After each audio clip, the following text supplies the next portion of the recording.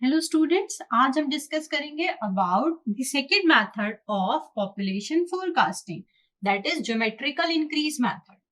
तो हमने first method हम क्या पढ़ रहे हैं? Population forecast, methods of population forecasting. मतलब अगर मुझे किसी एरिया के लिए वाटर सप्लाई स्कीम डिजाइन करनी है तो मुझे उसके लिए पॉपुलेशन को कैलकुलेट करना पड़ेगा उस एरिया की।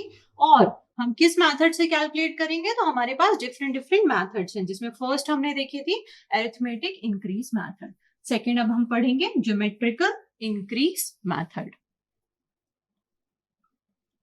That is second method, geometrical increase method.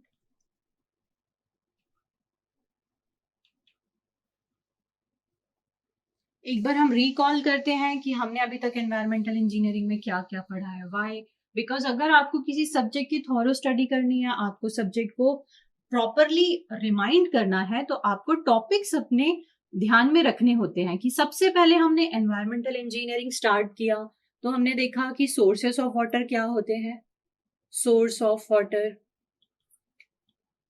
तो हमें पता चला कि वाटर कैसे प्रोड्यूस हुआ, किस सोर्स से हमें मिला। अब सोर्स ऑफ वाटर में हमने देखा कि सरफेस सोर्सेस क्या है जो कि हमें हाइड्रोलॉजिकल साइकिल से मिले, सब सरफेस सोर्सेस क्या हैं। अब जब हमें पानी मिल चुका है नेचुरली अवेलेबल रिसोर्स के फॉर्म पे, तो आगे हमने समझा कि पॉपुलेशन को, पब्लिक को कितना वाटर चाहिए। तो इसके लिए हमने कोडल प्रोविजन पढ़ा और इसको हमने बोला वाटर की डिमांड। वाटर की डिमांड जिसके लिए हमें क्या करना पड़ा? Estimation of this quantity of water. क्योंकि वाटर की डिमांड पता करना मतलब ये जानना कि कितना पानी जरूरी है उस एरिया के लिए, कितनी नीड है, तो हमें एस्टिमेशन करना पड़ा।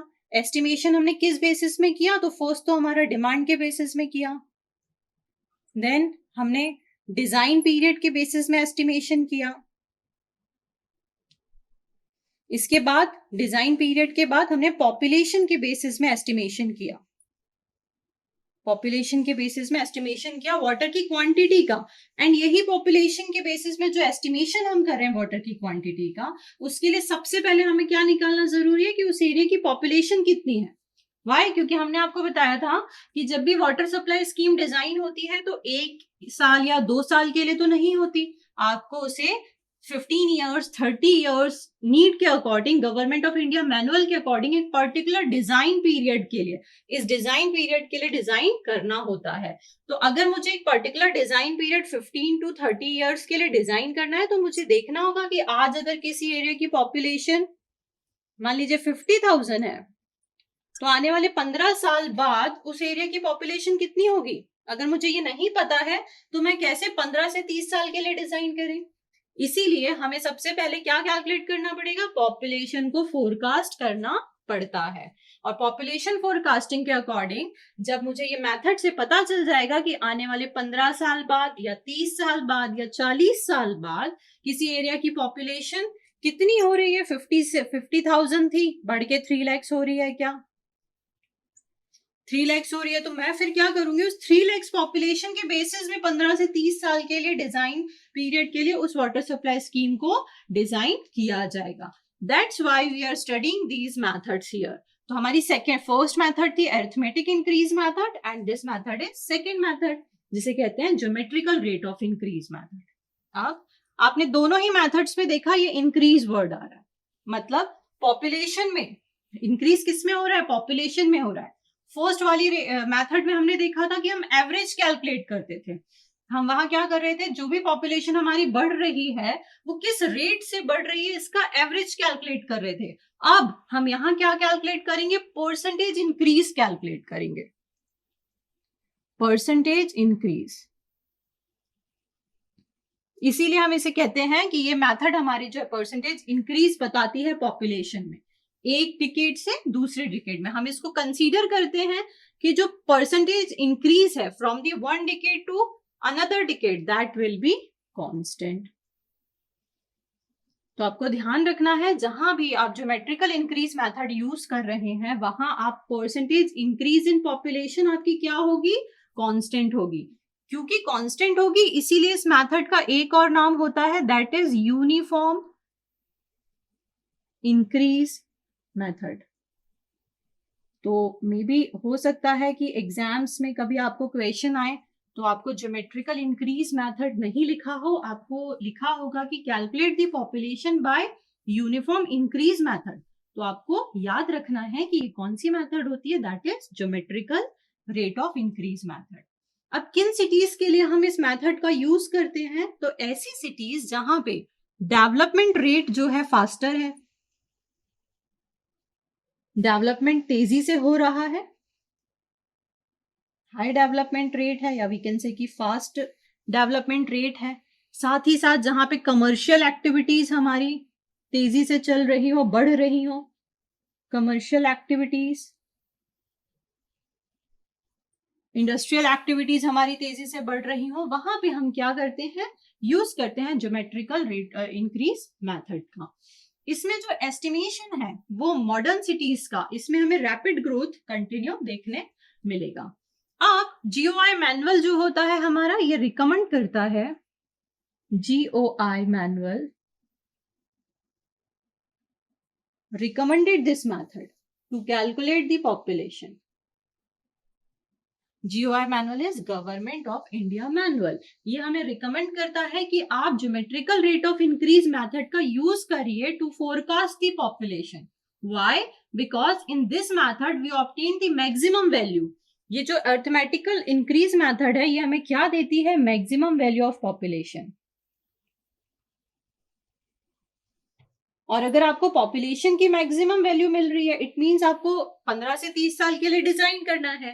मैं दूसरी मेथड से कैलकुलेट करूंगी तो मे बी कि मुझे थोड़ी कम पॉपुलेशन मिले, लेकिन जब आपने ज्योमेट्रिक इंक्रीज मेथड यूज किया है तो 15 साल में जितनी मैक्सिमम पॉपुलेशन बढ़ सकती है उसकी वैल्यू आपको यहाँ पे मिल जाएगी।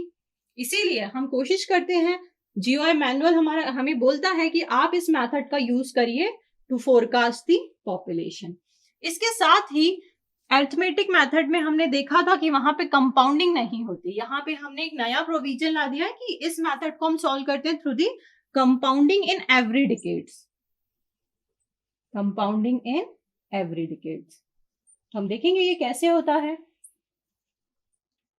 In every decades. तो हम समझें कि अगर हम कंसीडर करते हैं कि पॉपुलेशन आफ्टर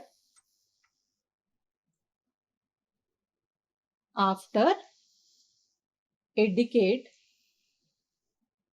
एक पर्टिकुलर डिकेड के बाद पॉपुलेशन अगर पी नॉट थी और P1 हो जाती है, P नॉट से पॉपुलेशन P1 हो जाती है एक डिकेड के बाद, तो हम इसको लिख सकते हैं as P1 is equals to P nought, जो पहले पॉपुलेशन थी, लास्ट नोन पॉपुलेशन P1 जो हम कैलकुलेट कर रहे हैं, plus R into P not. अब मैं यहाँ कंपाउंडिंग लगा रही हूँ तो मैंने यहाँ पे R को इंट्रोड्यूस करा दिया है। अब हम देखते हैं कि अगर इसी चीज को, अभी हमने लिखा ए डिकेड, अब मैं देखती हूँ कि एन डिकेड बाद पॉपुलेशन कितनी होगी। एन डिकेड बाद अगर मुझे पॉपुलेशन निकालनी है तो मैं इस फॉर्मूले को कन्वर्ट कर सकती हूँ as P N is equals to P nought, मैंने कॉमन कर लिया, 1 plus R to the power N. This is compounding. हम यहाँ पे कंपाउंडिंग को इंट्रोड्यूस करा दिया हमने। तो किसी भी एन डिकेड के लिए मैं इस फॉर्मूले से क्या कर सकती हूँ, पॉपुलेशन कैलकुलेट कर सकती हूँ। हम इसे और लिखें अच्छे से, तो that will be P N is equals to P nought 1 plus r by 100 to the power n. So this formula we will use for population forecasting through the geometrical increase method. जहां आपकी P not क्या है, आपकी last known population है, लिख दें हम इसे, what is P nought, it is last known population. Then हम अगेन बात करें n क्या है, तो हमने पहले भी देखा था n is number of decades. हम बात करें r क्या है, तो r अब हमने यहाँ पे इंट्रोड्यूस कराया है फॉर कंपाउंडिंग, तो this r will B geometrical mean average rate of increase. क्या बोला मैंने, geometrical mean, average rate of increase. मतलब देखिए अभी भी हमें क्या निकालना है, इंक्रीज निकालना है पॉपुलेशन में, एवरेज रेट ऑफ इंक्रीज ही निकालना है। बस इस टाइम हम क्या करेंगे, उसका ज्योमेट्रिक मीन कैलकुलेट करते हैं। तो हम देखें कि इस आर को हम कैसे कैलकुलेट करेंगे। तो this small R will be equals to R1 into R2 into R3 up to Rn। जितना भी R आपको दिया होगा सबका आप मल्टीप्लाई करेंगे and whole to the power 1/n। अब ये क्या है, तो हमने पावर 1/n जो यूज किया है, this n and this n will be different. हमने दो जगह n यूज किए करेंगे हम इस मेथड पे, लेकिन दोनों n हमारे डिफरेंट है। ये n आपका क्या है जो कि मेन फॉर्मूले में यूज हुआ है, that is number of decades, and this n will be number of r, number of r, like R1 R2 R3 Rn। अभी कितने भी हो सकते हैं। तो ये Rn हम पुट करेंगे। जैसे फॉर एग्जांपल अभी मुझे कितने दिख रहे हैं, R1 2 3, तो मैं यहाँ 1/3 पुट करूंगी और R की वैल्यू कैलकुलेट करूंगी। R1 हम कैसे निकालेंगे, R2 कैसे निकालेंगे, तो R1 will be equals to P2 minus P1 divided by P1। अब ये क्या है, रेट ऑफ इंक्रीज है, सिंपल। मतलब rate of increase in 1 in 2, second year जो आपको दिया है second decade, rate of increase in third decade, इन सब का हम ज्योमेट्रिकल मीन कैलकुलेट करते हैं और उसको हम बोलते हैं आर। और उस आर को हम यहाँ पुट कर देंगे। R1 निकलेगा आपका P2 minus P1 upon P1 से। सिमिलरली आप R2 निकालेंगे, R3 निकालेंगे एंड आप इसकी वैल्यू पुट करेंगे R1 की यहाँ, R2 एंड R3, एंड आप कैलकुलेट करेंगे R and whole R will be put here. इस तरह से हम geometrical rate of increase method से पॉपुलेशन को फोरकास्ट करते हैं। Thank you.